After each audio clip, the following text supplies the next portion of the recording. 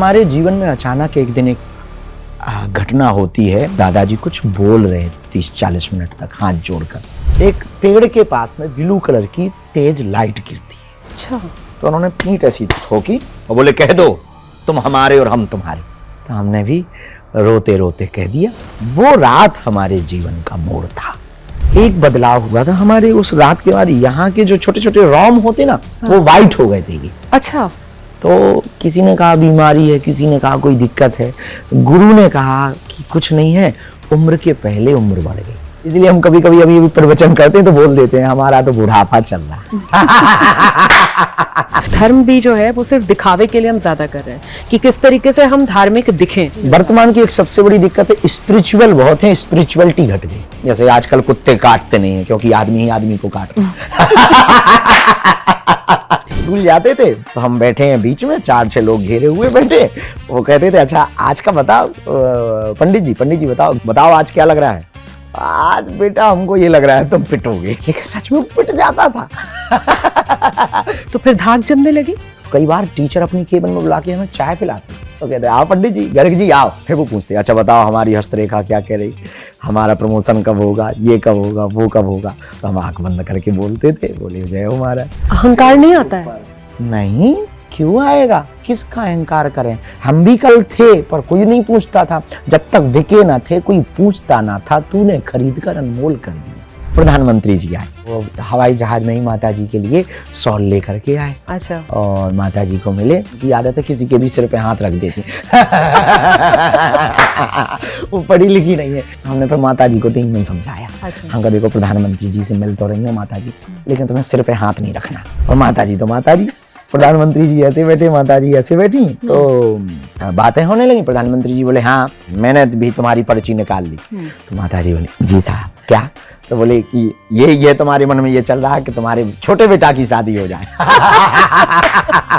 माता जी बोले बिल्कुल सही बिल्कुल सही। तो बोले हम आज से तुम्हारे बड़े बेटा। माता जी ने तुरंत सिर पे हाथ रख दिया। हम धक्का दे माता जी, कंट्रोल। 3 दिन तो यही दे रहे थे प्रैक्टिस, रुक जाओ। ये बताइए, ये खासतौर से जिस तरीके के आप कपड़े पहनते हैं, खूब रंगीन कपड़े आप पहनते हैं। हमारे सब चेले बच्चे, धर्म से जुड़े धाम से लोग, वो हमें जो दे जाते हैं हम वो पहन लेते हैं। जो उनका भाव हुआ, बोले गुरु ये पहनो। अच्छा। हम उनको पहन के दिखाते हैं कि कहो बढ़िया लग रहा है कि नहीं। कोई अपना पसंद नहीं है? कोई पसंद नहीं। ये सब आपको भेंट मिले हुए एक जोड़ी कुर्ता में जिंदगी निकाली है, फटे कुर्ते में निकाली, अब क्या पसंद रखेंगे। और शादी जिसको लेकर प्रधानमंत्री भी पर्ची निकाल रहे थे, माता जी के मन की बात। अब देखो होनी तो है, कब हो क्यों नहीं पा रही है? इतने साल से तो हम ही लोग पूछ के थक गए। काम करो तुम, धाम आओ, अर्जी लगाओ बहन, आओ हम पर्चा में लिख के देंगे कि हमारी शादी कब होगी।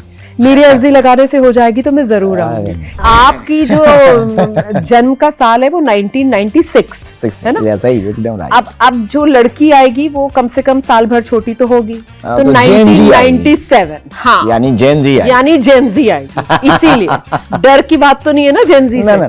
जेन जी इस देश की नीड है। इस देश को युवाओं ने आजाद कराया था। इस देश की रक्षा भी युवाओं के हाथ में। पर ये कुछ ज्यादा क्रांतिकारी युवा नहीं है? जेन जी, जेन अल्फा बात पे आंदोलन के लिए सड़क पर उतर रहा है। देखिए अपनी बात रखना आवश्यक है। हाँ। इनके अंदर गति बहुत है। हमें गति में तो रहना है, पर अपनी गति में, जोश में तो रहना है, होश नहीं खोना है। क्रोध में तो रहना है, पर बोध नहीं खोना है। जो देश में फूट चाहते हैं, जो देश के टुकड़े टुकड़े चाहते हैं, भारत तेरे टुकड़े होंगे, उनके हाथों की हमें कठपुतली नहीं बननी। जेनजी के आंदोलन से क्या ये खतरा है कि जो बांग्लादेश में हो गया, नेपाल में हो गया, श्रीलंका में हो गया, कहीं वो भारत में ना हो जाए? नहीं, ऐसा खतरा नहीं है। नहीं है, पर बॉर्डर पर है। अच्छा, क्या जेनजी ने आंदोलन किया? आंदोलन बहुत सही था। आंदोलन होना आवश्यक था, अपनी बात रखना आवश्यक थी, लेकिन उसमें ये जो गालियां, अमर्यादा फैलाई, ये ठीक नहीं था। अच्छा, आप जेनजी को कितने अच्छे से समझते हैं? ये कुछ जेनजी के शब्द हैं। क्लॉकेट? हाँ। नहीं पता, मतलब एक तरीके से सही, परफेक्ट, समझ आ गया। अच्छा, ये मतलब है क्लॉकेट। अच्छा, हम ये हैं तो सही है। ऐसे कर रहे हैं तो सही है। और आपके लिए पता है क्या चलता है आजकल? हाँ। सोशल मीडिया पर जेनजी आपको कहते हैं पूकी बाबा। हमें? हाँ, सेकंड पूकी बाबा। पूकी सुनकर आप ऐसे गंदा सा मुंह क्यों बना रहे हैं? नहीं, हमने ऐसा सुना नहीं आज तक अपने बारे में। आप बहुत क्यूट लगते हैं। तो पूकी बाबा ये दूसरा वाला ही बोल देना, पहला वाला ना बोल। नमस्कार,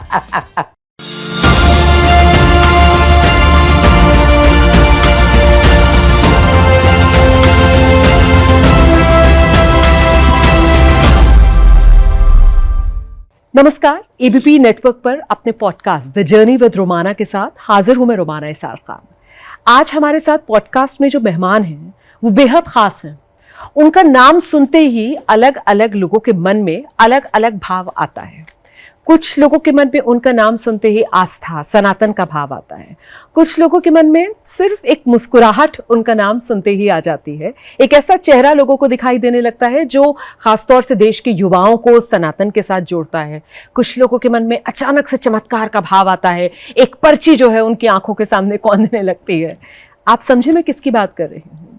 मैं एक ऐसे बाबा की बात कर रही हूँ जो जितनी ज्यादा आस्था, सनातन, उतने ही ज्यादा अपने बयान और बयानों में आक्रामक शैली और उसके चलते विवादों की वजह से सुर्खियों में आते हैं। लेकिन इनका अपना जीवन किसी चमत्कार से कम नहीं है। एक बिल्कुल साधारण से परिवार में जन्मे और बहुत ही साधारण से परिवेश में पले बढ़े, लेकिन इस तरीके का आशीर्वाद हुआ कि फिर बागेश्वर धाम के पीठाधीश्वर बने।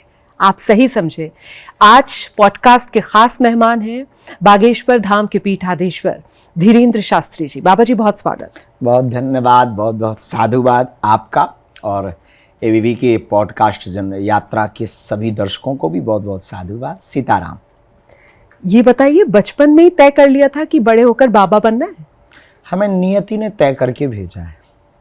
नियति ने लिख के भेज दिया? नियति नहीं लिख के भेजा है, क्योंकि हमारी अवस्था तब 9 वर्ष की थी। तब बच्चे को ना समझ होती है, ना सोच होती है, उसकी अपनी बुद्धि नहीं होती है। माता पिता और फैमिली सदस्यों का जो डायरेक्शन होता है वैसे जीता है।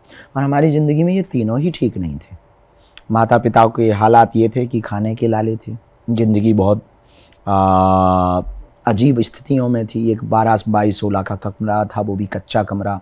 बरसात में वो भी पानी नीचे गिरता था। एक ही कुर्ते में समय व्यतीत करते थे। माँ को फटी साड़ी पहने देखा। चप्पल भी प्लास्टिक की पहनी, जो चप्पल आती थी, जो लाइलॉन वाली चप्पल आती थी, उसको पहनते थे। वो टूट जाती थी तो तार कस करके जीवन यात्रा को प्रारंभ किया। तो उस वक्त जो हमारी यात्रा थी और जो हमारे परिवार की सोच थी वो सिर्फ इतनी थी कि भोजन की कोई व्यवस्था हो और हमारा बेटा थोड़ा बड़ा हो तो वो कुछ करे ताकि भोजन रोजी रोटी चले, कर्मकांड करे, पूजा पाठ करे ताकि वो कुछ कर सके।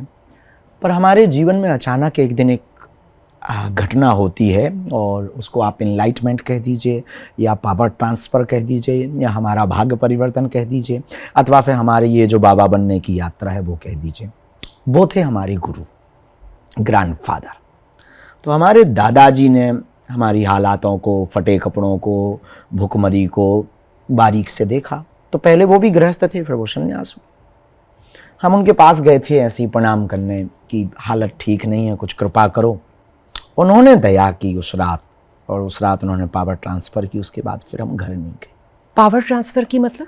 पावर ट्रांसफ़र का मतलब कि उन्होंने कुछ विधियां दी। उस रात एक हमारे साथ एक छोटी घटना हुई, वो हम आपको बताना चाहते। 1-2 बार हमने पहले भी चर्चा की, पर आपके साथ भी हम वो साझा करना चाह रहे हैं। हमारी माँ ने कहा कि तुम्हारे दादाजी बहुत जानकार, उनसे कुछ मांग लाओ। लगभग 3 बजे शाम को हम गए तो दादाजी हमसे 2 घंटे तक कुछ बोले नहीं। झोपड़ी में रहते थे, टूटी हुई उनकी भी झोपड़ी, धूना लगा हुआ, लाल आँखें, मुस्कुराता चेहरा, बड़ी सी दाढ़ी। ग्रैंडफादर हनुमान जी के परम भक्त। कोई एक बहुत अमीर आदमी बैठा भी था, कोई ऑफिसर थे, अमीर थे, ऐसा तय कर पाना कठिन है। वो बैठे थे, उनसे वो बहुत बात कर रहे थे, हमसे बात नहीं की। 2 घंटे बाद जब हमने हाथ जोड़े तो बुंदेलखंड में बेटा को बिटवा कहते। बोले बोलो बिटवा।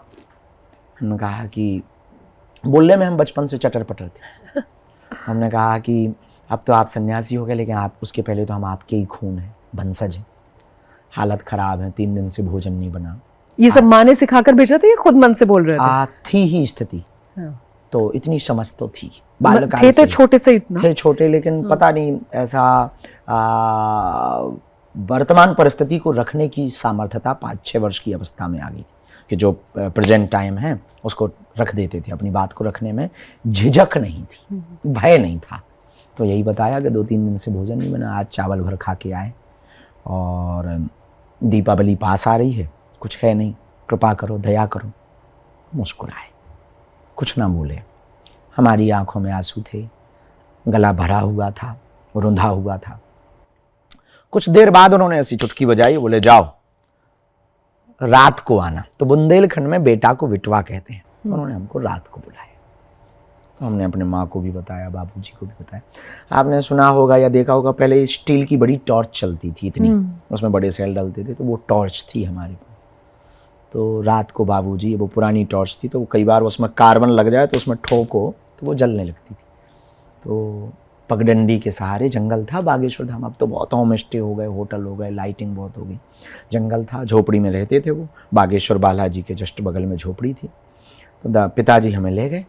तो हमारे पिताजी का नाम लेके दादाजी बोले, रामकृपाल तुम घर जाओ और धीरू को छोड़ दो। हमारा नाम धीरू बुलाते थे हाँ, आपको? धीरू बोलते थे। धीरू को, धीरेन्द्र को छोड़ दो। पिताजी ने प्रणाम किया, चले गए। हमने पिताजी को प्रणाम किया तो वो घर गए। रात के 9 बजे होंगे, 9:30। उस दिन हमारे गुरु बड़े बिजी थे, पता नहीं किस में व्यस्त थे। वो कुछ कागज रखे हुए थे, पेन से कुछ लिख रहे थे कागज में, और बार बार कान में पेन लगा रहे थे, फिर लिख रहे थे, फिर लगा रहे थे। और बीच बीच में वो चाय भी, एक खोपड़ी में हम चाय जिसमें पीते हैं, उसमें वो चाय पीते जा रहे हैं। अच्छा। 12:30 बजे रात को वो हमसे बोले कि जाओ बिटवा स्नान कराओ। बारिश हो रही थी, अंधेरा था, दीपक जल रहा था।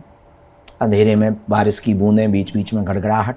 हमने बाल्टी उठाई, गांव के पास में एक हैंडपंप था, वहाँ हमने जाकर स्नान किया। तो फटी हुई तौलिया हमारे पास थी, तो वो हमने लपेट ली। और जो पजामा कुर्ता था पुराना, उसको कंधे पर रख लिया, बाल्टी लेके आए। तो ठंड लगने लगी तो बैठ गए। वो बड़ी गौर से हमको देखते रहे थोड़ी देर तक।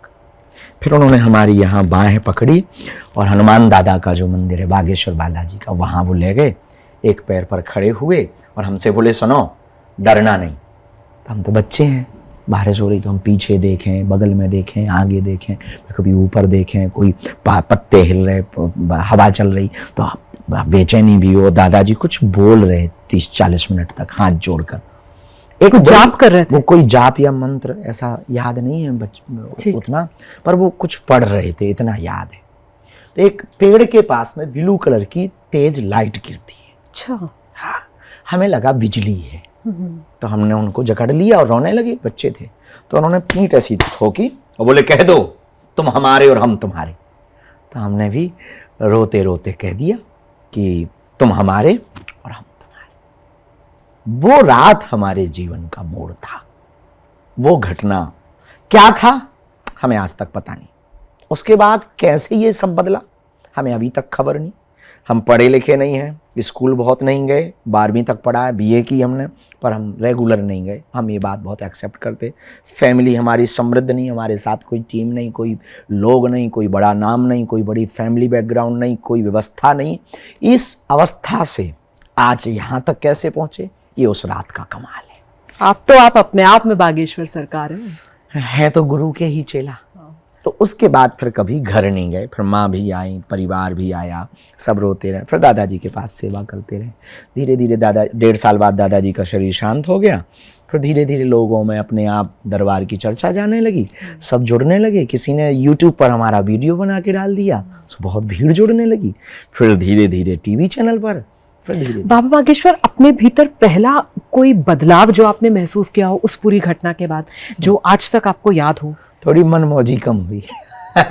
ठीक है। पहला, उस वक्त का पहला बदलाव जो उस रात के बाद हुआ था, एक छोटी सी घटना जरूर हुई थी उस बदलाव में, कि कुछ दिनों बाद एक दिक्कत हुई। रोज घर तो जाते ही थे माँ को मिलने, पर रात नहीं रुकते थे, शाम को आ जाते थे वापस।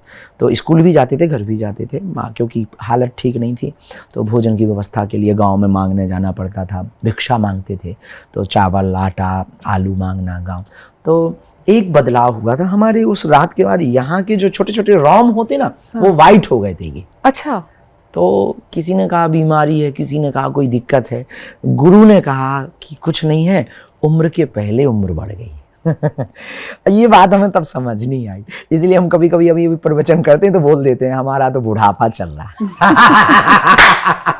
लेकिन अभी तो ये जो आईब्रो वाले हाँ सब नॉर्मल 3-4 महीने में ठीक हो गई। अच्छा 3-4 महीने अपने आप ही थी वो वाली उपाय बहुत किए, नीम का पानी से ना, अब गांव के लोग हैं दवाई तो माँ करती होंगी माँ उपाय करती सारे थी, हाँ तो नीम के पानी से नहाना, नीम की जो छाल होती है वो घिस के लगाना, गांव के लोग हैं, और वो एक मिट्टी आती मुल्तानी मिट्टी लगाना, तो जो जो माँ से हो सकता वो माँ ने किया था, पर कुछ किया नहीं था काम। एक हमारे यहाँ बंगाली डॉक्टर था उस वक्त, चांसी, तो हॉस्पिटल तो आसपास है ही नहीं बड़े, तो एक चांसी डॉक्टर था, प्राइवेट क्लिनिक थी छोटी सी उसके यहाँ गए, उसने कोई ट्यूब दी तो उसका पैसा नहीं था, तो उसने फिर आधी लगाई ट्यूब दी उधार में, वो भी शायद 3 रुपया 5 रुपया की, तो वो लगाई पर ठीक ही नहीं हुए। तो फिर गुरु ने कहा कि छोड़ो, गुरु को पता था कि ये ठीक हो जाएगा, वो छोड़ो ठीक हो जाएगा, फिर ठीक हो गए थे 3-4। ये बदलाव था। दूसरा वो बदलाव जो आपने खुद महसूस किया हाँ। कि आपको शायद खुद कुछ समझ में आ रहा हो, मतलब लोगों को देखकर आपको इंट्यूशन होने लगे हाँ। उसके बाद हमारे जीवन में हाँ, तो दूसरे इस पावर ट्रांसफर के बाद में फिर नेक्स्ट जो होता है वो अगली घटना हमारे साथ यही घटती जिससे हमें बहुत भगवान की कृपा से, बालाजी की, हम तो कुछ भी नहीं, सब बालाजी की दया है, हम तो जीव हैं। लेकिन दूसरा जो बदलाव होता वो ये होता है कि जो चमत्कारिक वाली बातें आती ना कि बाबा मन पढ़ लेते और पर्ची बना देते, ये कर देते, वो उसी के बाद हुआ कि हम खेल रहे हैं तो ऐसा इंट्यूशन लगता था कि ये आएंगे और ये लड़ जाएंगे। अच्छा, डर के मारे बोल जरूर नहीं पाते पर वो लड़ जाता था स्कूल जाते थे तो एक हमारे यहाँ खरे सर पढ़ाते थे, तो उनका पीरियड जो उनकी क्लास होती थी बड़ी टफ होती थी, और हम तो मनमौजी आदमी, फक्कड़ आदमी, और बचपन से ही ऐसे ही थे मनमौजी। तो हम बैठे हैं बच्चों से बातें, अच्छा बचपन से ही सब बच्चे, पता नहीं ऐसा क्या था, वो बातें हमसे ही करते थे। तो हम बैठे हैं बीच में, 4-6 लोग घेरे हुए बैठे, लंबी लंबी बातें चल रही तो वो कहते थे अच्छा आज का बताओ पंडित जी बताओ। गर्ग जी कोई कहता था, कोई पंडित जी कहता था, कोई कहता था धीरेन्द्र, नाम लेते थे, बताओ आज क्या लग रहा है। आज बेटा हमको ये लग रहा है तुम पिटोगे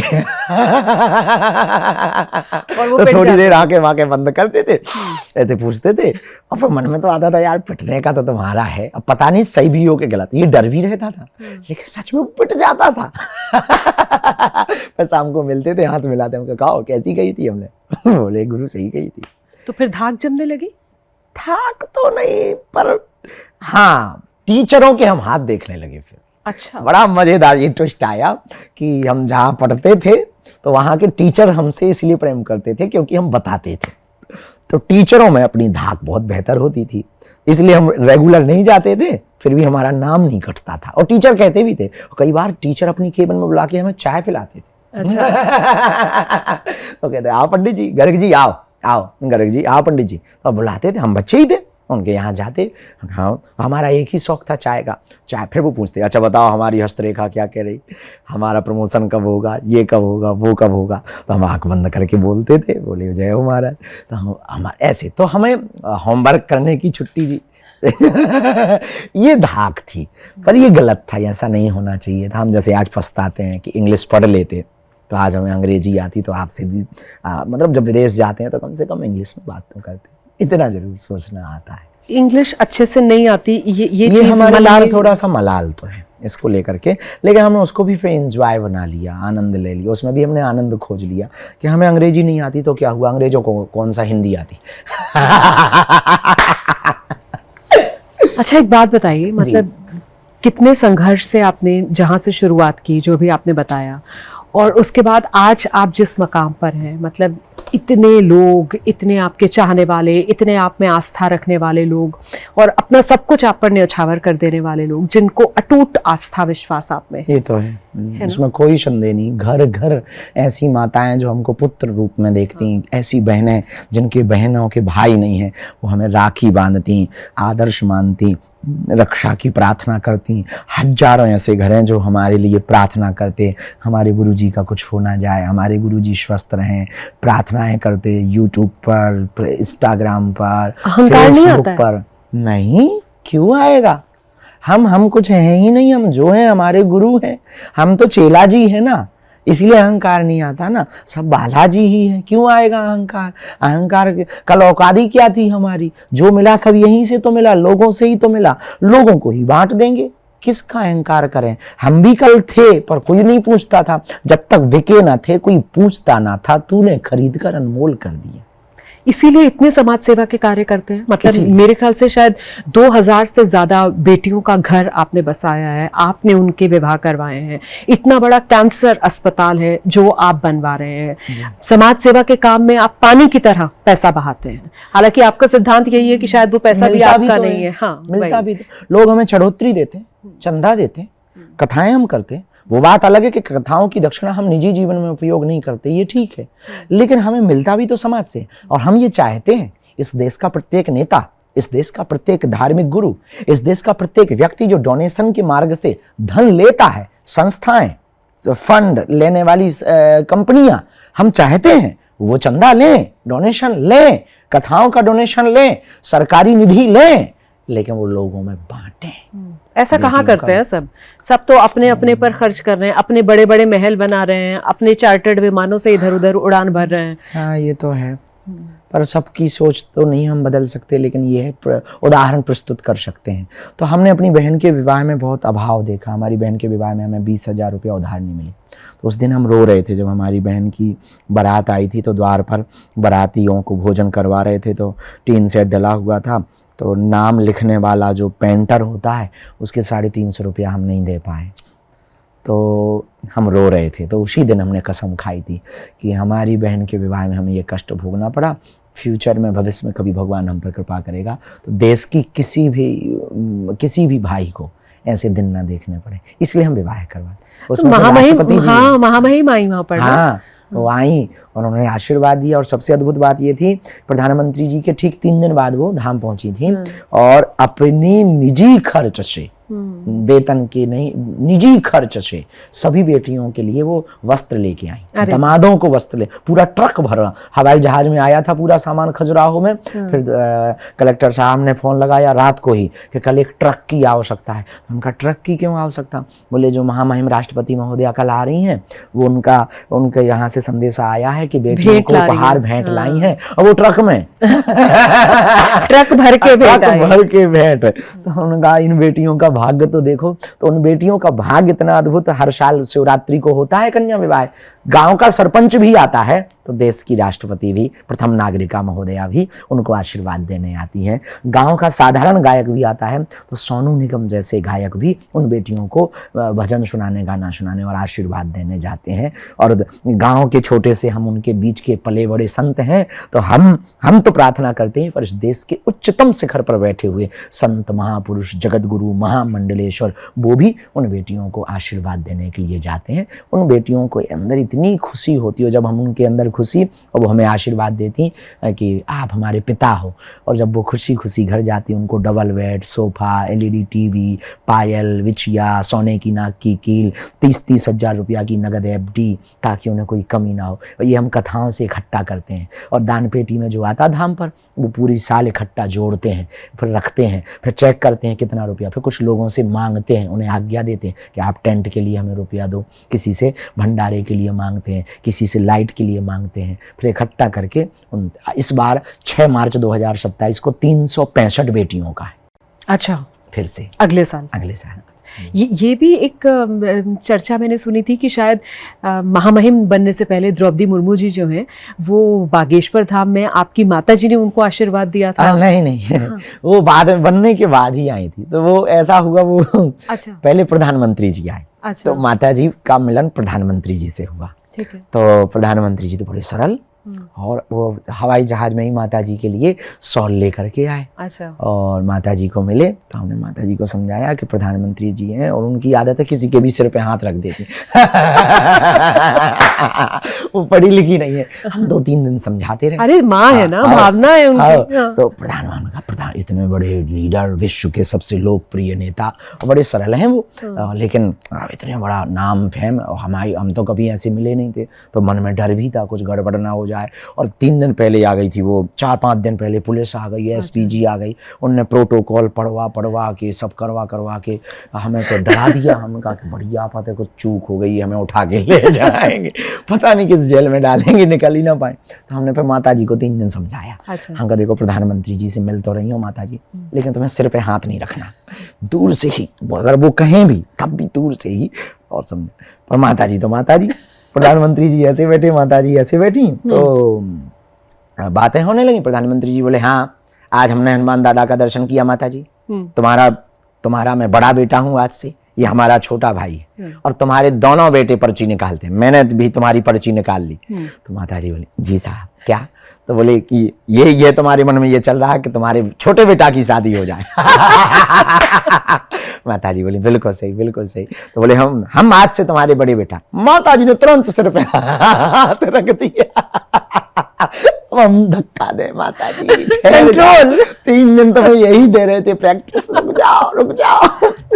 फिर ये वाली बात हमने बता दी मंच पे, और सबको बता दी। तो 3 दिन बाद महामहिम राष्ट्रपति महोदया आई कन्या विवाह में। उन्होंने कहा कि आपकी माता जी से मिलना। हमने माता जी को फोन लगाया। अच्छा पहले प्लान नहीं था, एसपी वगैरह पुलिस उनके लिए भी बहुत लगी थी, राष्ट्रपति महोदया के लिए बढ़िया हवन हुआ, उन्होंने दर्शन किया, बालाजी के पूजन किया, फिर ग्रीन रूम में आकर भोजन पाना था और कार्यक्रम में सम्मिलित होना था। जल्दी हमने गाड़ी भेजी, पुलिस को भेजा कि जल्दी से अंदर, क्योंकि बैरिकेडिंग लगे, भैया निकलवा देना, माता जी आ रही। घर से फ़ोन लगाया हमने माता जी को, माता जी बोली अभी तो हम आज तो हम तैयार ही नहीं हो पाए। अरे हम कि ऐसे ही आ जाओ, कोई बात नहीं। हाँ सो फिर साधारण है वो पढ़ी, लेकिन जल्दी गाड़ी गई, जल्दी आई वो। सो आते ही बैठी, तो हमने कहा माता जी ये राष्ट्रपति महोदया हैं, और वो बड़ी सरल हैं, बहुत भावुक हैं राष्ट्रपति महोदया, बड़ा हृदय है, और भक्त परंपरा, उड़ीसा की परंपरा में जगन्नाथ महाप्रभु का उन पे बहुत आशीर्वाद, तो भक्ति के प्रति, संतों के प्रति आस्था उनके अंदर एकदम उच्चतम शिखर पर है। तो राष्ट्रपति महोदय हाथ जोड़ करके बोली आप बहुत भाग्यशाली हो, आपने ऐसा बेटा पाया है जो हजारों बेटियों का घर बसा रहा, हमको भी आशीर्वाद दीजिए। तो माता जी आशीर्वाद सिर पे हाथ रख के बोली और ऊंचे पद पर जा। हम और एसपीजी वाले हंसने लगे, हमने धक्का दे के कहा माता जी सबसे ऊंचे पद पे यही विराजमान है, प्रथम नागरिक है इस देश की, इससे बड़ा पद क्या होता है? माता जी बोले हमें नहीं है पता। इतने सरल परिवेश से आप आते हैं, अभी भी ऐसे ही, और शायद इसी वजह से आपके मन की सरलता भी इसी तरीके से बनी हुई है। ये करे बनी रहे। बिल्कुल बिल्कुल, ये हमारी आपके लिए मनोकामनाएं, दुआएं साथ में है। ये बताइए, ये खास तौर से जिस तरीके के आप कपड़े पहनते हैं, खूब रंगीन कपड़े आप पहनते हैं, तो ये शौक है या ये जानबूझकर आप चुनते हैं इस तरीके के रंग? चुनते हैं, लोगों की श्रद्धा चुनवा दी थी। हमारे सब चेले बच्चे, धर्म से जुड़े, धाम से लोग, वो हमें जो दे जाते हैं हम वो पहन लेते हैं, जो उनका भाव हुआ। बोले गुरु ये पहनो, हम उनको पहन के दिखाते हैं कि कहो बढ़िया लग रहा है कि नहीं। कोई अपना पसंद नहीं है? कोई पसंद नहीं। ये सब आपको भेंट मिले हुए एक जोड़ी कुर्ता में जिंदगी निकाली है, फटे कुर्ते में निकाली, अब क्या पसंद रखेंगे? तो लोगों की भावना। और शादी जिसको लेकर प्रधानमंत्री भी पर्ची निकाल रहे थे, माता जी के मन की बात अब देखो होनी तो है, कब हो क्यों नहीं पा रही है? इतने साल से तो हम ही लोग पूछ के थक गए। काम करो तुम, धाम आओ, अर्जी लगाओ बहन, आओ हम पर्चा में लिख के देंगे कि हमारी शादी कब होगी। मेरी अर्जी लगाने से हो जाएगी तो मैं जरूर आऊंगी। कैसी कन्या चाहिए ये बताइए।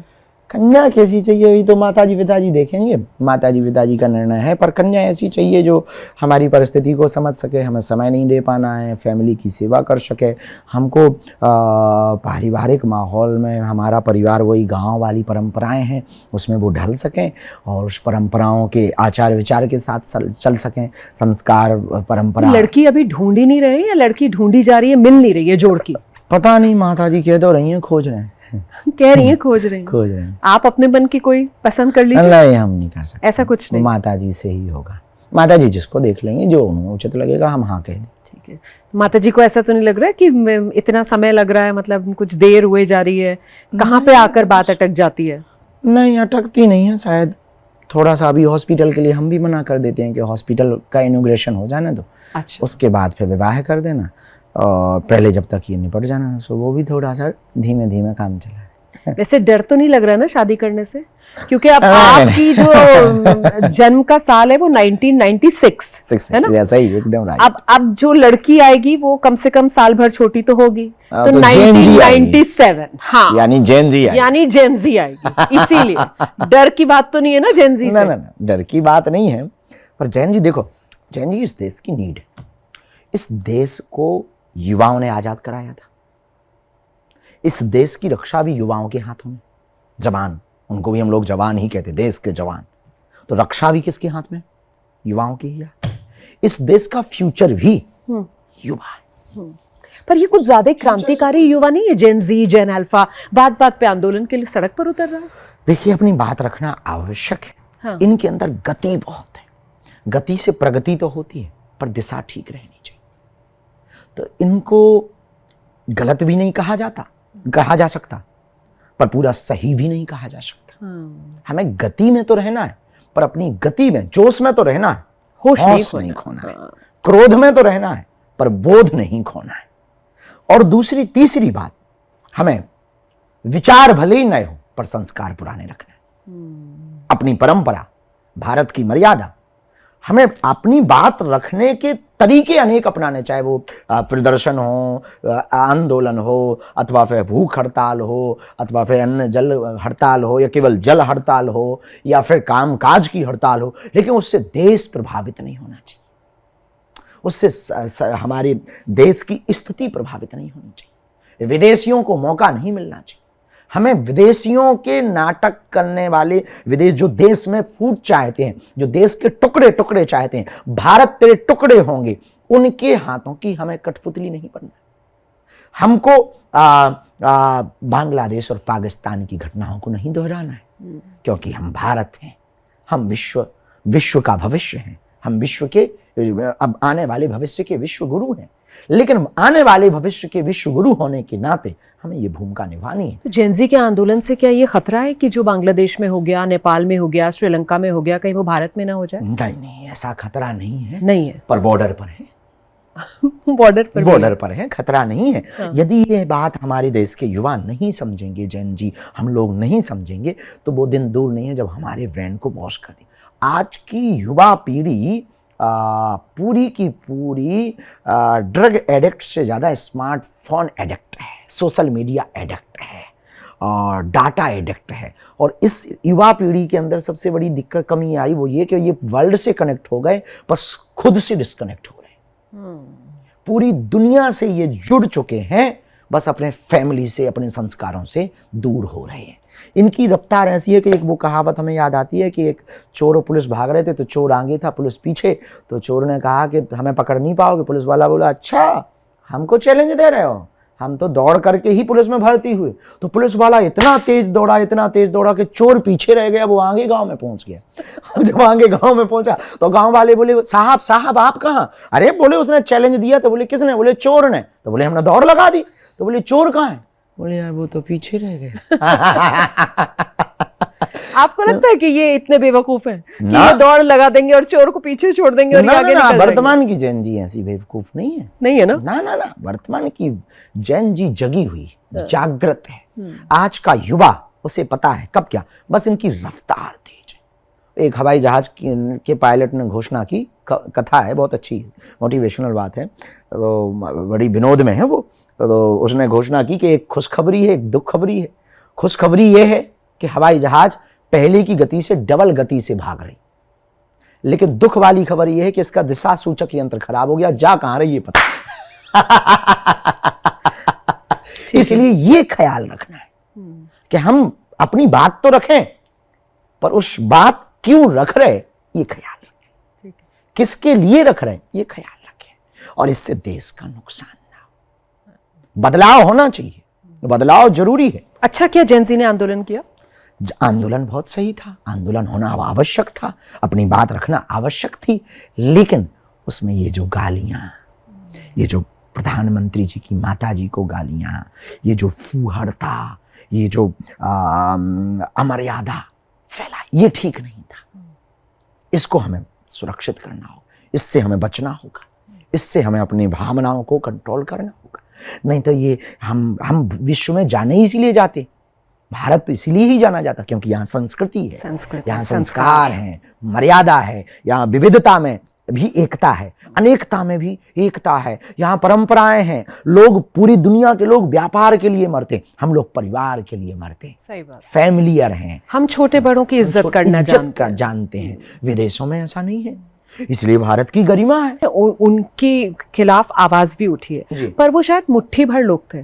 पर ऐसे में उन मुट्ठी भर लोगों के वजह से पूरी की पूरी जनरेशन को हमने देखा, कुछ लोग सामने आए, उन्होंने जनरेशन गटर तक कह दिया। ये ऐसे जो बयान आए, इस पर नहीं, इनसे बचना चाहिए। सब एक जैसे नहीं होते, पांचों उंगलियां एक जैसी नहीं है, इनसे बचना चाहिए। लेकिन उनको भी अब अपने आसपास फटकने नहीं देना चाहिए। भाई, गलत हो रहा। महाभारत के युद्ध में भीष्म पितामह के साथ क्या हुआ? भीष्म पितामह सभा में विराजमान थे, द्रौपदी जी भी थी। तो द्रौपदी जी के लिए दुशासन जब चीर हरण करने लगा तो इन सब की मृत्यु हुई ही इसीलिए, भीष्म पितामह आदि की, क्योंकि ये गलत होते देखते रहे, उसका विरोध नहीं किया।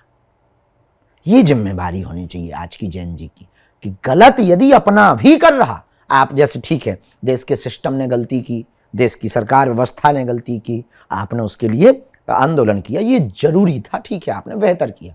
लेकिन जब अपने ही आंदोलन के बीच में कोई माँ की गालियां दे, बहन की गालियां दे, अभद्रता फैलाए, फूहड़ता फैलाए, देश के प्रधानमंत्री की माताजी को गाली दे, तो उस वक्त फिर एक कोई समझदार व्यक्ति खड़ा होकर के ये बात कहता कि बाकी सब ठीक है, हम अपनी मांगों पर। आज यही सबसे बड़ी दिक्कत हो गई, पक्ष और विपक्ष एक दूसरे के खून के प्यासे। यहाँ अब आजकल दलों में इतने बिखराव हो गए, पूछो मत, और दलों के अंदर भी दल बन गए। कुछ दिनों बाद ये हालत होगी, वे दल हो जाएंगे, सब दल हो जाएगा। देखना आप, एक समय ऐसा आएगा कि भारत में यदि ये स्थिति सुधरी नहीं तो आज आने वाले दिनों में जितने दल हैं वो सब दल हो जाएंगे। इससे बचने का यही सर्वोत्तम रास्ता है कि हम एक दूसरे का विरोध करें। बाकी विदेशों से ये सीखें कि जैसे ही संसद से बाहर निकलें तो गले लगाएं। बाबा जी, एक गलतफहमी जो आपके बारे में बहुत ज़्यादा मतलब फैला दी गई है, जिसको आप दूर करना चाहें इस पॉडकास्ट के माध्यम से। वैसे तो गलतफहमियां हमारे लिए तो बहुत सारी ही चलती हैं। एक तो हम यही जादूगर बाबा हैं, एक ये फैला दिया, अंधविश्वास फैलाते हैं, ये फैला दिया। बल्कि हमने हनुमान जी के नाम का विश्वास फैलाया, और अपनी अपनी सनातन, अपनी अपनी परंपराओं का प्रचार करना कोई अंधविश्वास फैलाना नहीं है। वही इस्लाम धर्म के लोग अपने परमात्मा के बारे में बोलते हैं, ईसाई धर्म के लोग अपने परमात्मा के बारे में, सब अपने धर्म का प्रचार तो हम भी अपने धर्म का ही प्रचार कर रहे हैं। पर ये हमारे ही कुछ लोगों ने कि हम अंधविश्वास फैलाते हैं, ये सबसे बड़ी गलतफहमी जो फैलाई गई। ठीक है, आप विदेश का आपने जिक्र किया। जब विदेश जाते हैं तो वहाँ का कल्चर और भारत के कल्चर में सबसे ज्यादा फर्क क्या महसूस होता है? सबसे ज्यादा परिवारवाद। हमारे यहाँ पारिवारिक मूल्यों को महत्व दिया जाता है, वहाँ कोई महत्व ही नहीं है। कोई ऐसा देश या कहीं की कल्चर जो भारत से बहुत मेल खाती हुई लगी हो? हाँ, फिजी, अच्छा, भारत से मिलता जुलता है। मॉरिशस भारत से मिलता जुलता है, अच्छा लगता है वहाँ जाके, अच्छा लगता है। इंडोनेशिया, वहाँ की भी कुछ जगहों के भारत की मूल्य है। और पर्सनली आपको दुनिया में कौन सा देश जहाँ बहुत अच्छा लगता है जाकर, या बहुत खूबसूरत जो देश लगता है? पूरी दुनिया में सबसे ज्यादा खूबसूरत जहाँ जाना हम पसंद करेंगे, भारत। भारत ही है। हाँ, सही। कोई दुनिया का और देश नहीं? नहीं, जा सकते हैं, पर पसंद हमको भारत ही है। सारे जहां से अच्छा हिंदुस्तान। मतलब विदेश की बात आपने ये पूछा ना कि पूरी दुनिया में ऐसा कौन सा देश? भारत, मतलब जहाँ आप जाते हैं, भारत तो हमारा अपना देश है, यहाँ तो हम रहते हैं। ऐसा पूछो विदेशों में कि कहाँ जाए? विदेशों में बाकी सब, बाकी हमको 10-12 दिन के लिए ठीक लगते हैं, पर हमेशा के लिए। अच्छा, ठीक है। तो बाहर जब जाते हैं तो प्रवचन में यहाँ पर व्यस्त रहते होंगे विदेशों में, जो खाली समय होता है उसमें क्या करते हैं? कहीं घूमने फिरने जाते हैं? घूमने फिरने भी हैं, थोड़ा घूमने भी जाते हैं। हमें ज्यादा घूमना पसंद नहीं है। हमें सेवा करना बहुत पसंद है, कार्य करना पसंद है, लोगों से मिलना पसंद है, वहाँ के कल्चर के बारे में जानना, वहाँ की संस्कृति के बारे में जानना, वहाँ के पुराने लोगों से मिलना, वहाँ के हेरिटेज जगहों पर जाना, वहाँ पर जो पुरानी एंटिक जगह हैं, विशेष म्यूजियम्स वगैरह, वहाँ पर जो ये सारी चीज़ें पसंद है। ठीक है। जो प्राकृतिक अभूतपूर्वता है, अभूतपूर्व जगह, उन पर जाना पसंद, वहाँ जाना पसंद है। ठीक है। अब इस पॉडकास्ट में क्योंकि हम शब्दों की बात कर रहे हैं, वो शब्द जिसको मुझे लगता है आपसे बेहतर और कोई उसको परिभाषित कर ही नहीं सकता। ये आप हमें भगवान। पेड़ी पे चलें। भगवान। भगवान, गरीबों का भरोसा, अमीरों का विश्वास, और इस विश्व की सबसे बड़ी आवश्यकता कि भारत में भगवान शब्द ही वो सबसे बड़ा डांडस और सात्वना है जिससे हर व्यक्ति, टूटे हुए व्यक्ति, बिखरे हुए व्यक्ति को बचाता है, वो भगवान। और जेनजी को अगर आपको धर्म, सनातन और भगवान उससे जोड़ना हो तो फिर कैसे जोड़ेंगे? ज्ञान के साथ विज्ञान। क्योंकि तर्क करता है जेनजी। जेनजी तर्क भी करता है, वितर्क भी करता है, और जेनजी कुतर्क भी करता है। इसलिए हर सनातन धर्म की प्रत्येक परंपरा के साथ साइंटिफिक रीजन होना चाहिए, विज्ञान तथ्य होना चाहिए। तो बाबा बागेश्वर, अब चलते चलते, क्योंकि जब बात बागेश्वर धाम की होती है तो फिर आस्था भी जुड़ती है और उम्मीद भी जुड़ती है और समाधान भी जुड़ता है। तो ये जो दर्शक पॉडकास्ट में आपको सुन रहे हैं, जीवन सुखी रखने का उन्हें क्या मंत्र आप देकर जाएंगे पॉडकास्ट? जो मिला है वो कम नहीं, जो नहीं मिलेगा उसका कोई गम नहीं, जो मिलेगा वो सिर्फ एक ख्वाब है, जो अभी पाया वो लाजवाब है। कल में जियोगे तो चिंता में रहोगे, बीते कल पर सोचोगे तो परेशान रहोगे, आज में जियोगे तो खिन्न नहीं प्रसन्न रहोगे। यही विचार है। क्या बात है, बहुत धन्यवाद बाबा जी।